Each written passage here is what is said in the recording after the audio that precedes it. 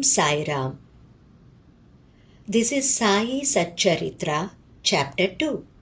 This chapter covers the objective of writing the work, the incapacity and boldness in the undertaking, the heated discussion, conferring significant and prophetic title of Hemadpant. Hemadpant thought that he was not a fit person to undertake the work.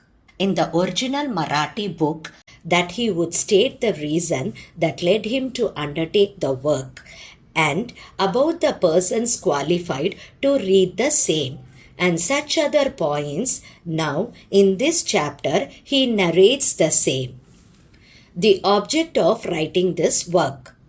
In the first chapter, I described Sai Baba's miracle of checking and destroying the cholera epidemic by grinding wheat and throwing the flour on the outskirts of the village.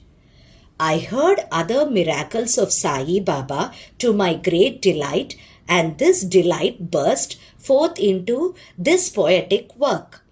I also thought that the description of these miracles of Sai Baba would be interesting and instructive to his devotees and would remove their sins, and so I began to write their sacred life and teachings of Sai Baba. The life of the saint is neither logical nor dialectical. It shows us the true and great path. Incapacity and boldness in undertaking the work. Hemadpant thought that he was not a fit person to undertake the work. He said, I do not know the life of my intimate friend, nor do I know my own mind. Then how can I write the life of a saint or describe the nature of incarnations, which even the Vedas were unable to do? One must be a saint himself before he could know other saints. Otherwise, how could I describe their glory? To write the life of a saint is most difficult. One may as well be able to measure the depth of the seven seas or enclose the sky with cloth trappings. I knew this was a most venturous undertaking which might expose me to ridicule. I therefore invoked Sai Baba's grace. The premier poet, saint of Maharashtra, Shri Jnaneshwar Maharaj has stated that the Lord loves those who write the lives of saints. And the saints also have their own peculiar method of assigning the service, which the devotees long for. The saint inspires the work. The devotee becomes only an indirect cause or an instrument in achieving the end. For instance, in 1700 Shaka year, the poet Mahipati aspired to write the lives of saints. Saints inspired him and got the work done. So also, in 1800 Shaka year, Das Ganu's service was accepted. The former wrote 4 works: Bhakta Vijaya, Sant Vijaya, Bhakta Leelamrut and Sant Leelamrut, while the later wrote 2, Bhakta Leelamrut and Sant Kathamrut, in which the lives of modern saints were described. In chapters 31, 32, 33 of Bhakta Leelamrut and in chapter 57 of Sant Kathamrut, the life and teachings of Sai Baba are very well depicted. These have been separately published in Sai Leela magazine, numbers 11 and 12, volume 17. The readers are advised to read these chapters. So also, Sai Baba's wonderful Leelas are described by Mrs. Savitri Bhai Raghunath Tendulkar of Bandra in a small book named Shri Sainath Bhajanamala. Das Ganu Maharaj also has composed various sweet poems on Sai Baba. A devotee named Amidas Bhavani Metha has also published some stories of Sai Baba in Gujarati. Some numbers of Sainath Prabha, a magazine published by Dakshina Bhiksha Sanstha of Shirdi, are also published. Then the question of objection comes in that while so many works regarding Sai Baba are extant, why should this Satcharitra be written? And where is it necessary? The answer is plain and simple. The life of Sai Baba is as wide and deep as the infinite ocean, and all can dive deep into the same and take out precious gems of knowledge and bhakti and distribute them among the aspiring people. The stories, parables and teachings of Sai Baba are very wonderful. They will give peace and happiness to the people who are afflicted with sorrows and heavily loaded with miseries of this worldly existence, and also bestow knowledge and wisdom both in worldly and in spiritual domains. If these teachings of Sai Baba, which are as interesting and instructive as the Vedic lore, are listened to and meditated upon, the devotees will get what they long for. That is, union with Brahma, mastery in eightfold yoga, bliss of meditation, etc. So I thought that I should call these stories together. That would be my best upasana. This collection would be most delightful to those simple souls whose eyes were not blessed with Sai Baba's darshan. So I set about collecting Sai Baba's teachings and expressions, the outcome of his boundless self-realization. It was Sai Baba who inspired me in this matter. In fact, I surrendered my ego at his feet and thought that my path was clear and that he would make me quite happy here and in the next world. I could not myself ask Sai Baba to give me permission for this work. So I requested Mr. Madhav Rao Deshpande, alias Shama, Baba's most intimate devotee, to speak to him for me. He pleaded my cause and said to Sai Baba, "This Anna Sahib wishes to write your biography. Don't say that you are a poor fakir. And there is no necessity to write it. But if you agree and help him, he will write, or rather, your grace will accomplish the work. Without your consent and blessing, nothing can be done successfully." When Sai Baba heard this request, he was moved and blessed me by giving me his uddhi and placing his boon, bestowing hand on my head, said, "Let him make a collection of stories and experiences. Keep notes and memos. I will help him. He is only an outward instrument. I should write my autobiography myself and satisfy the wishes of my devotees. He should get rid of his ego, surrender it at my feet. He who acts like this in life, him I help the most. What of my life stories? I serve him in his house in all possible ways. When his ego is completely annihilated and there is left no trace of it, I myself shall enter into him and shall myself write my own life. Hearing my stories and teachings will create faith in devotees' hearts, and they will easily get self-realization and bliss. Let there be no insistence on establishing one's own view, no attempt to refute others' opinions, no discussion of pros and cons of any subject." Significant and prophetic title. The word discussion put me in mind of my promise to explain the story of my getting the title of Hemadpant, and now I begin to relate the same. I was on close friendly terms with Kaka Sahib Dixit and Nana Sahib Chandorkar. They pressed me to go to Shiradi and have Baba's darshan, and I promised them to do so. But something in the meanwhile turned up, which prevented me from going to Shirdi. The son of a friend of mine at Lonavala fell ill.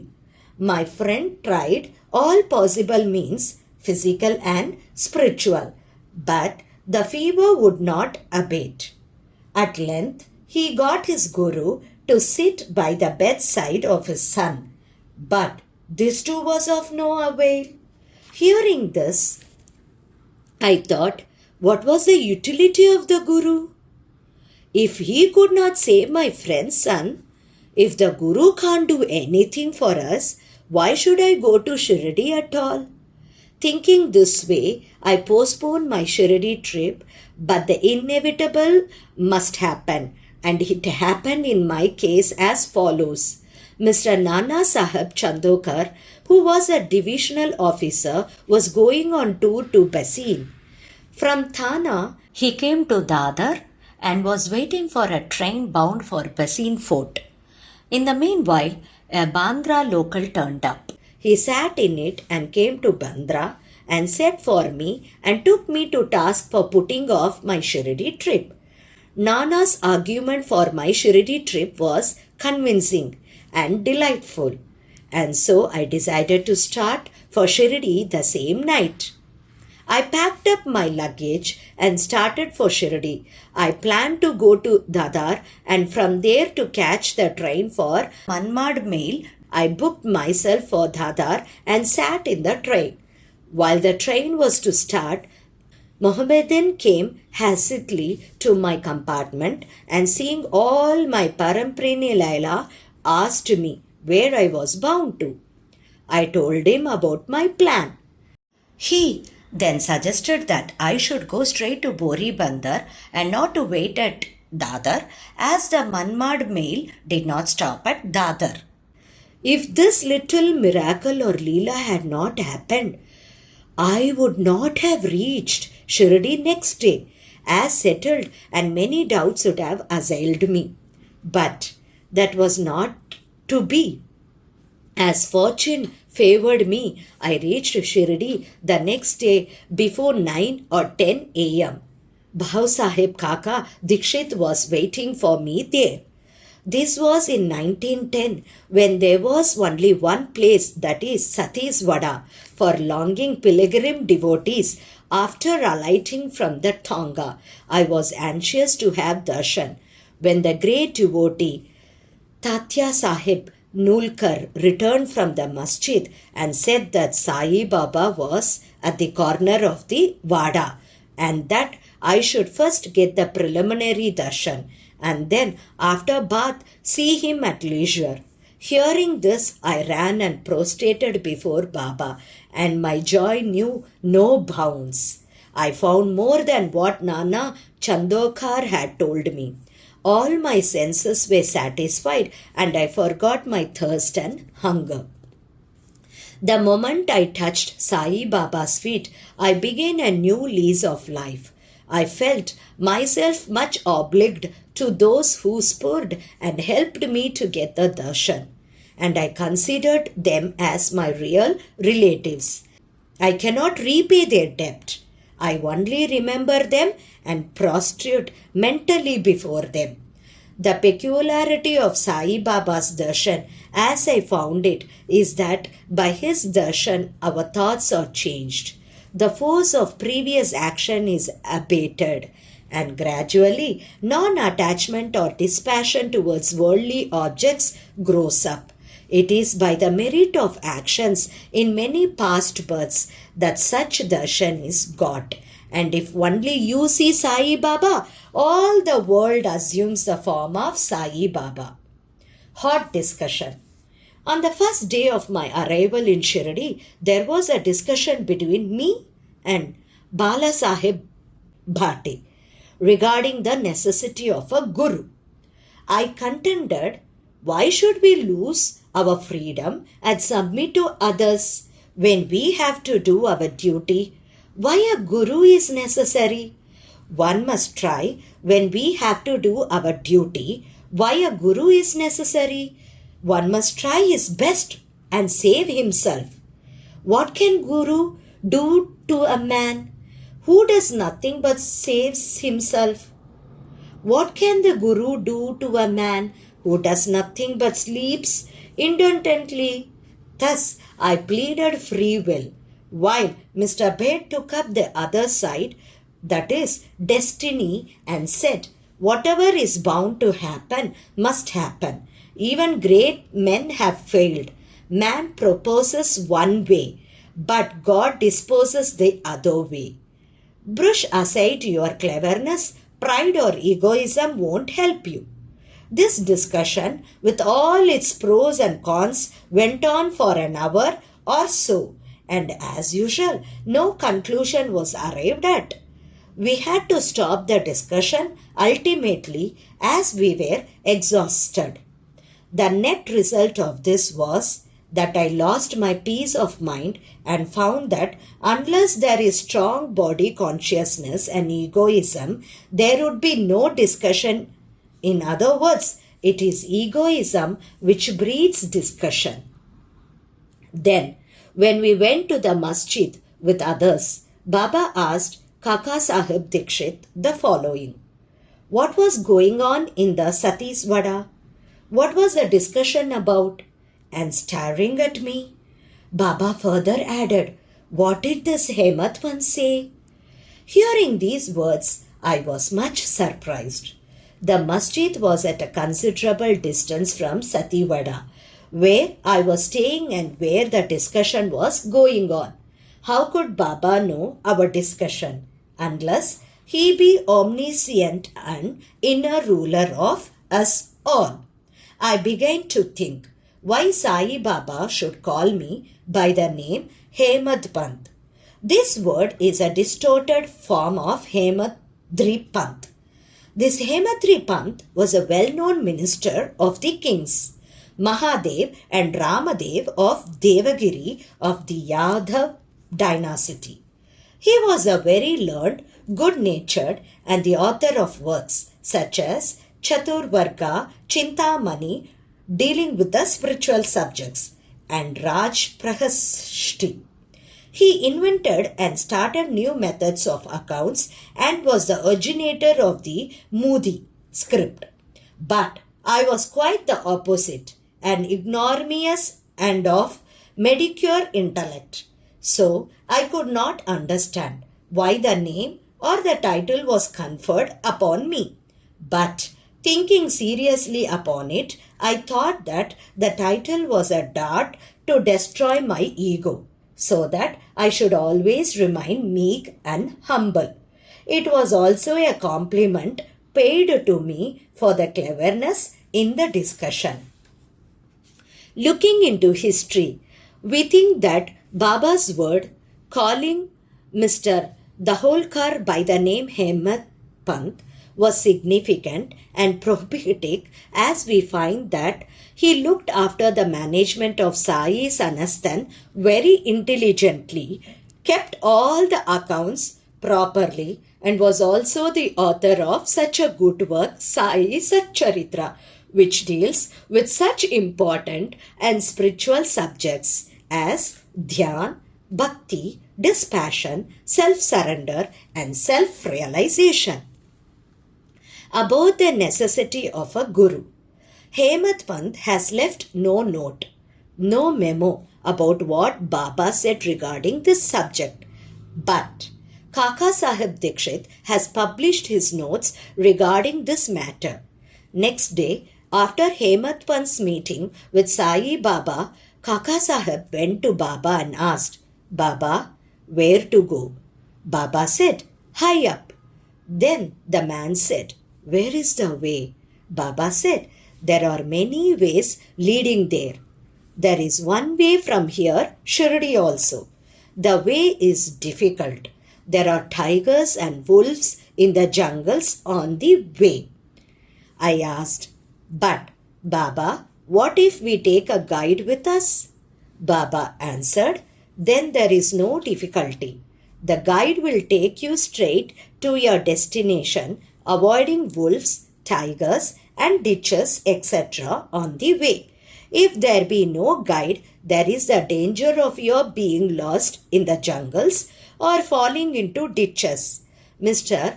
Dabholkar was present on this occasion, and he thought that this was the answer Baba gave to the question, whether Guru was a necessity. And he thereupon took the hint that no discussion whether man is free or bound is of any use in spiritual matters, but on the contrary, real Paramartha is possible only as the result of the teachings of the Guru, as is illustrated in this chapter of the original work in the instance of great avatars like Ram and Krishna, who had to submit themselves to their Gurus, Vashishta and Sandipani respectively, for getting self-realization, and that the only virtues necessary for such progress are faith and patience. Bow to Sri Sai. Peace to be all. And that it brings the Sai Satcharitra chapter 2.